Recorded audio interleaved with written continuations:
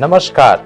वैज्ञानिक किसान संवाद से बदलता कृषि परिवेश विकास की राह में बढ़ रहा है हमारा देश। स्वागत है आपका पूसा समाचार में। मैं डॉक्टर गिरिजेश सिंह मेहरा, वैज्ञानिक कृषि प्रसार, और मैं डॉक्टर सीमा सांगवान, वैज्ञानिक सूक्ष्म जीव विज्ञान। पूसा समाचार में आप सभी दर्शकों का हार्दिक स्वागत करते हैं। आज हम दर्शकों को टेरेस गार्डनिंग की एक सफल कहानी और आम के रोग एवं कीट प्रबंधन की तकनीकी जानकारी देंगे। आगे बढ़ने से पहले आप सभी दर्शकों से अनुरोध है कि हमारे संस्थान के चैनल को जरूर सब्सक्राइब करें, बेल आइकन जरूर दबाएं ताकि हमारे YouTube पर अपलोड किए गए सभी वीडियोस की जानकारी आप तक पहुंच सके। पूसा समाचार के माध्यम से विभिन्न प्रदेशों से किसान भाई लगातार अपनी समस्याएं, अपने सुझाव हमारे व्हाट्सएप नंबर 9560297502 पर भेज रहे हैं, जिसका समाधान हम पूसा व्हाट्सएप सलाह सेगमेंट में आपसे साझा करेंगे। और इस अंक के अंत में मौसम खबर। आजकल टेरेस गार्डनिंग काफी चलन में है। खासतौर पर शहरों में लोग अपनी छत या आंगन पर टेरेस गार्डनिंग कर रहे हैं, जिसके माध्यम से कई महत्वपूर्ण सब्जियों का उत्पादन घर की छत या आंगन में किया जा सकता है। जी बिल्कुल। पिछले अंकों में हमने आपको टेरेस गार्डनिंग के एक सफल उदाहरण से रूबरू कराया था। वैसे ही एक और सफल टेरेस गार्डनिंग की कहानी आपसे साझा कर रहे हैं पूसा संस्थान के विशेषज्ञ डॉक्टर पीके सिंह जी। इस समय हम हैं बसई दारापुर में, और ये राजा गार्डन के पास में ही एक मोहल्ला है।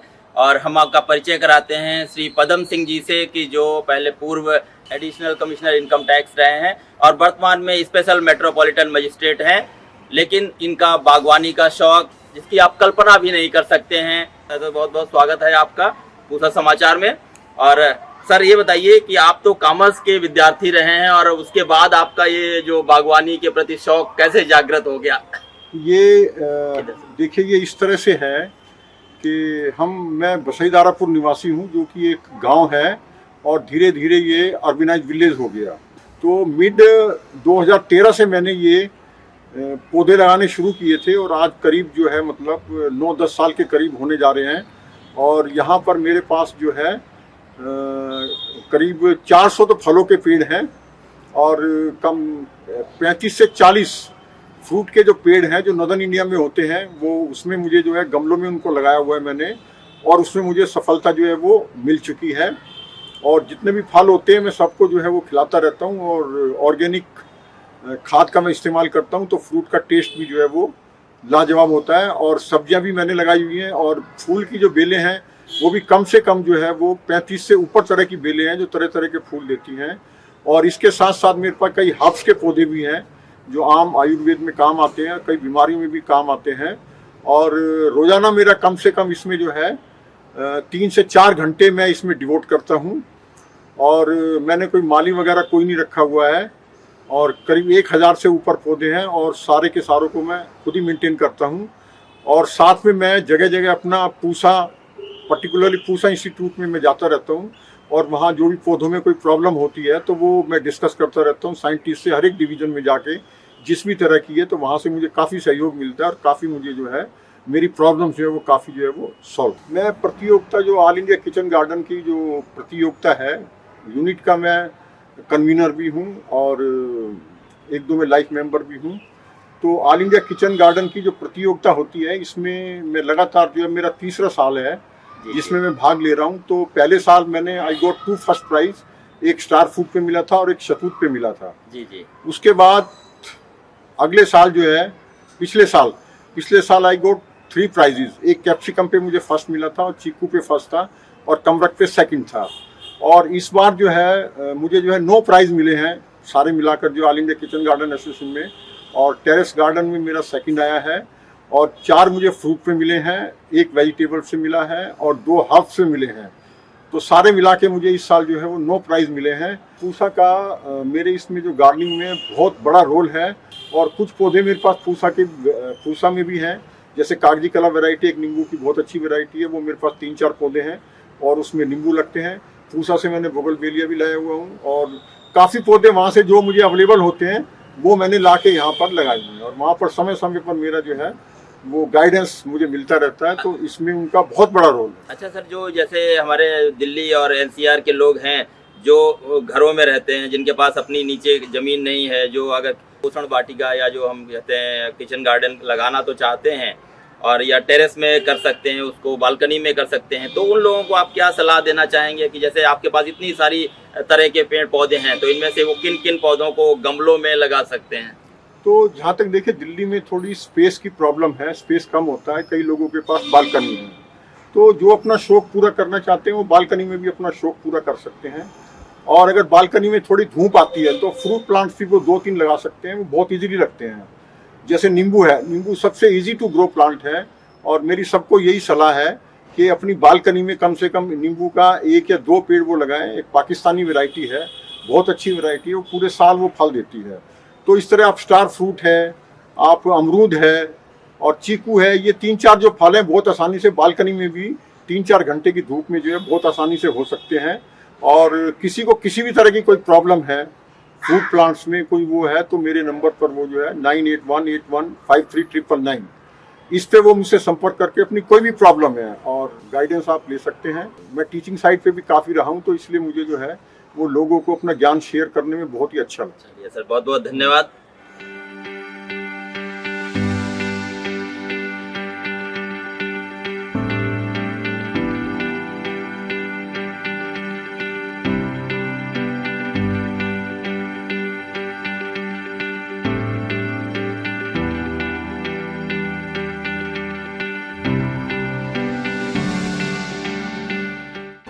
फलों की यदि बात करें तो सर्वप्रथम आम की ही चर्चा होती है।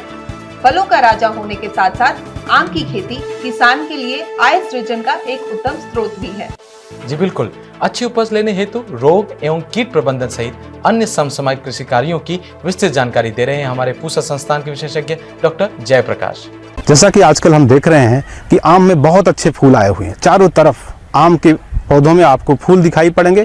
फूल आने से अब फूल समाप्त होने की प्रक्रिया में हम आ गए हैं, धीरे धीरे उसमें फल लग रहे हैं, बहुत सी किस्मों में फल लग गए हैं और फल जो हैं वो मटर के आकार या उससे छोटे आकार के हो रहे हैं। इसी समय हम देखते हैं कि अगले 1 सप्ताह से 2 सप्ताह के बीच में बहुत से फल आपको ज़मीन पर नीचे गिरे हुए मिलेंगे। इन फलों को गिरने से बचाने का रास्ता है ये कि हम उसमें सूक्ष्म पोषक तत्वों का प्रबंधन अच्छे से करें।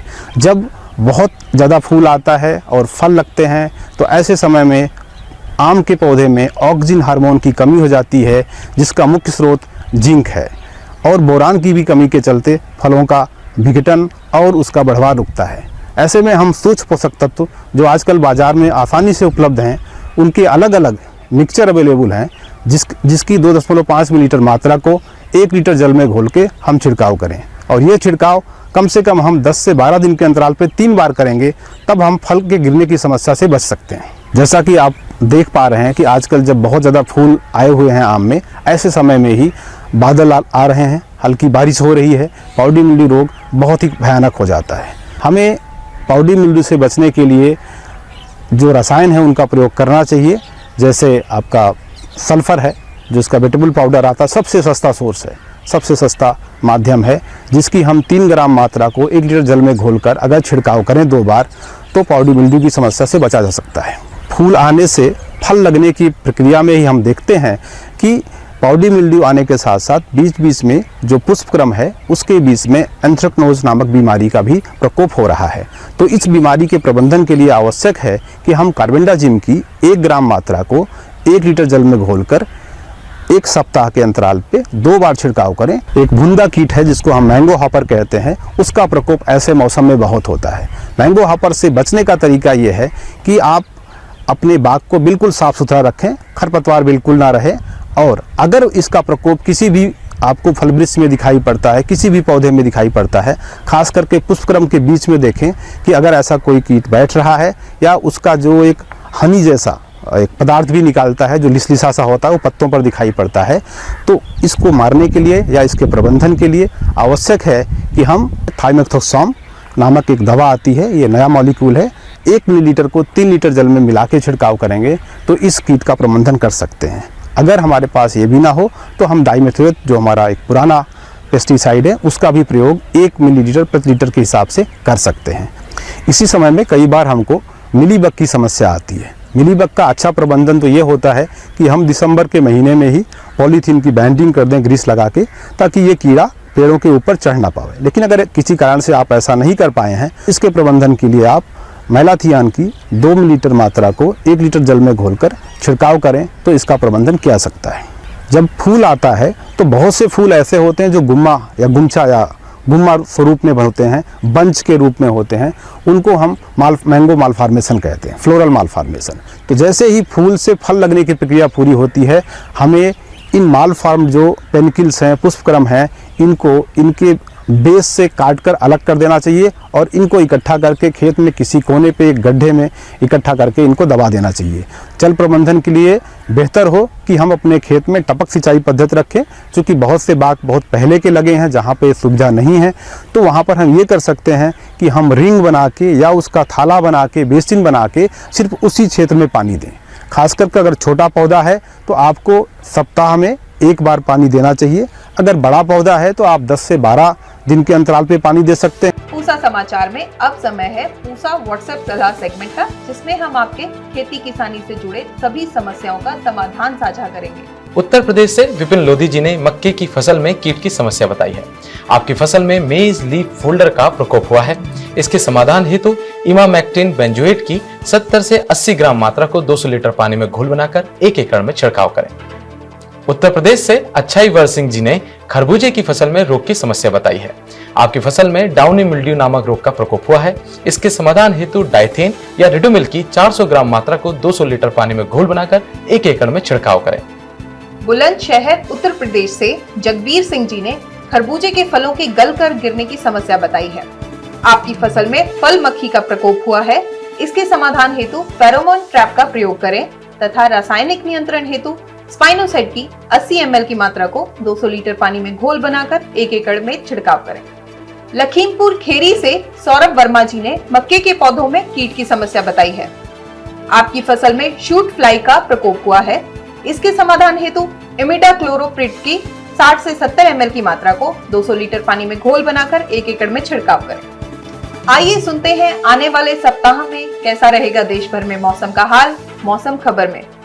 भारत मौसम विज्ञान विभाग द्वारा दिए गए मौसम पूर्वानुमान के अनुसार 1 अप्रैल को असम और मेघालय में, 3 अप्रैल को हिमाचल प्रदेश, उत्तराखंड, पंजाब, हरियाणा, चंडीगढ़ और दिल्ली में कुछ स्थानों पर बिजली और तेज हवाओं के साथ ओलावृष्टि होने की संभावना है।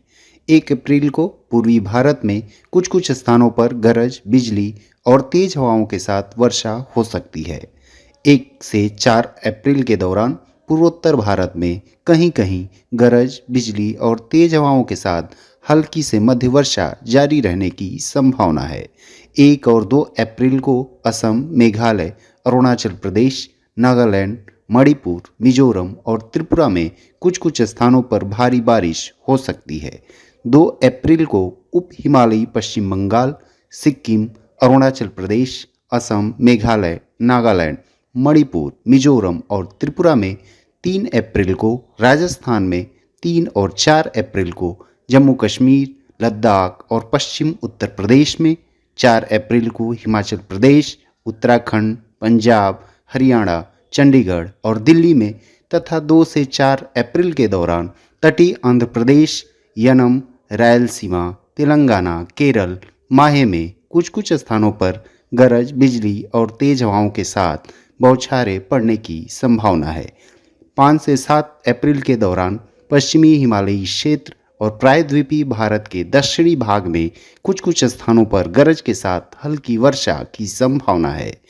इसी दौरान पूर्वोत्तर भारत तथा प्रायद्वीपीय भारत के उत्तर पूर्वी भाग में कुछ स्थानों पर गरज के साथ हल्की से मध्य बारिश की संभावना है। प्रिय किसान भाइयों, बहनों एवं दर्शकों, आशा करते हैं पूसा समाचार का यह खास अंक भी आपकी खेती किसानी से जुड़ी समस्याओं के समाधान में अवश्य सहायक सिद्ध होगा। आप सभी दर्शकों से निवेदन है कि ज्यादा से ज्यादा संख्या में पूसा संस्थान के चैनल को सब्सक्राइब करें और पूसा समाचार के हर अंक का लाभ उठाएं। इसके साथ ही साथ हमारे फेसबुक पेज और ट्विटर हैंडल को भी जरूर फॉलो करें। कृषि से जुड़ी समस्याएं या अधिक जानकारी हेतु हमें दिए गए नंबर पर व्हाट्सएप करें। अपना नाम एवं पता अवश्य लिखें। आपके सुझावों और प्रतिक्रियाओं का हमें हमेशा इंतजार रहता है। कृषि की दिशा में यदि लाने हो नवाचार तो देखते रहिए हमारा साप्ताहिक कार्यक्रम पूसा समाचार। कुछ नए विषयों पर नई जानकारी लेकर हम फिर हाजिर होंगे अगले शनिवार। तब तक के लिए दीजिए इजाजत। नमस्कार।